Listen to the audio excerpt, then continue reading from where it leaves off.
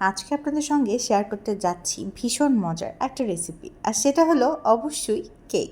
Cake আমার ভীষণ প্রিয়, আর তার সাথে বেকিং করতেও বেশ ভালো লাগে। তবে আজকে আপনাদের সঙ্গে দেখাবো ভীষণ মজার একটা টুটি ফুটি কেকের রেসিপি, অথবা আপনারা চাইলে এটাকে ফ্রুট কেকও বলতে পারেন। চলুন তবে কথা না বাড়িয়ে শুরু করা যাক। মজাদার এই রেসিপিটি বানানো খুবই সহজ, আর খেতে তো মজাই। তার জন্য প্রথমেই একটা বোলের মধ্যে 3টা ডিম নিয়ে নিলাম এবং ডিমগুলোকে একটা বিটারের সাহায্যে বিট করে নিচ্ছি। আমি এখানে ইলেকট্রিক বিটারটা ইউজ করছি, তবে আপনারা চাইলে যে কোনো হ্যান্ড বিটারও ইউজ করতে পারেন, আবার চাইলে ব্লেন্ডারেও করে নিতে পারেন। খুব ভালোভাবে কিন্তু ফোমে একটা টেক্সচার আসা পর্যন্ত বিট করেই যেতে হবে, এবং মোটামুটিভাবে বিট হয়ে যাওয়ার পর এখানে আস্তে আস্তে করে আমি চিনি অ্যাড করে দিচ্ছি। এখানে প্রায় 1 কাপের মতন চিনি আমি টোটাল ইউজ করছি। এবারে খুব ভালোভাবে কিছুক্ষণ সময় নিয়ে যতক্ষণ না পর্যন্ত চিনিটা গলছে ততক্ষণ কিন্তু এটাকে বিট করে যেতে হবে। এ পর্যায়ে দিয়ে দিব পরিমাণ মতন তেল, 1/2 কাপের মতন সয়াবিন তেল আমি এখানে ইউজ করছি। এবারে আবার খুব ভালোভাবে বিট করে নিতে হবে। মোটামুটিভাবে যখন দেখবেন একটা ভালো টেক্সচার চলে এসেছে, সেই পর্যায়ে 1/3 কাপের মতন কিন্তু লিকুইড দুধ অ্যাড করে দিতে হবে। আবার বিট করে দিতে হবে। এই বিটারে কাজ করার একটা সুবিধা হচ্ছে কাজ করতে কষ্ট কম হয় আর সময়ও কম লাগে। সব কিছু বিট করা হয়ে গেলে এই পর্যায়ে শুকনো উপকরণগুলো দিয়ে দেওয়ার পালা। তার জন্য প্রথমে এখানে 1 কাপ ময়দা আমি অ্যাড করব, তবে একবারে কিন্তু আমি অ্যাড করছি না, আপনারা দেখতেই পাচ্ছেন।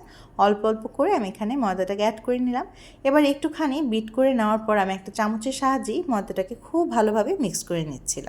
যত ভালোভাবে ময়দাটা মিক্স হবে ততই কিন্তু একটা ভালো কনসিস্টেন্সি চলে আসবে। এবারে অ্যাড করে দিতে হবে 1 টেবিল চামচের মতন ভ্যানিলা এসেন্স আর 1 চামচের মতন বেকিং পাউডার।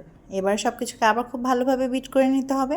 আপনাদের কার কার কোন ফ্লেভারের কেক পছন্দ আমাকে অবশ্যই কমেন্ট করে জানাবেন। আমার তো সব কেকই পছন্দ, তবে তার মধ্যে এই টুটি ফুটি কেকটা যদি খেতে পারেন তবে কিন্তু একদম মজা হয়ে যাবে।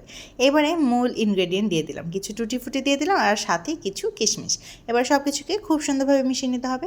আর এই মজাদার টুটি ফুটিগুলো কিন্তু বাড়িতেই তৈরি করা সুন্দর এবং কালারফুল এই টুটি ফুটির রেসিপি যদি আপনারা চান তবে সেটি আমাকে জানিয়ে যেতে পারেন। আমি চেষ্টা করব অন্য একদিন সেই রেসিপিটিও আপনাদের সঙ্গে শেয়ার করে ফেলার। এবারে সব কিছুকে খুব ভালোভাবে মিশিয়ে কিন্তু আমি একটা মোল্ডের মধ্যে কেকটাকে ঢেলে নিচ্ছি। তবে তার আগে মোল্ডের মধ্যে একটুখানি তেল ব্রাশ করে তার মধ্যে একটা কাগজ দিয়ে দিলাম, এবং এর মধ্যে আমি ব্যাটারটাকে দিয়ে দিলাম, এবং খুব ভালোভাবে কিন্তু একটু চামচের সাহায্যে আমি দেখলেন যে একটু নাড়িচাড়ি দিয়েছিলাম যেন ভিতরের এয়ারটা বের হয়ে আসে।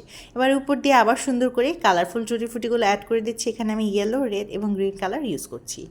এবারে 180 ডিগ্রি সেন্টিগ্রেডে 10 মিনিট প্রিহিটেড ওভেনে আমি এটাকে 40 মিনিটের মতো বেক করে নিলাম। ব্যাস তৈরি হয়ে গেল ভীষণ মজার এবং পারফেক্ট টুটি ফুটি কেক।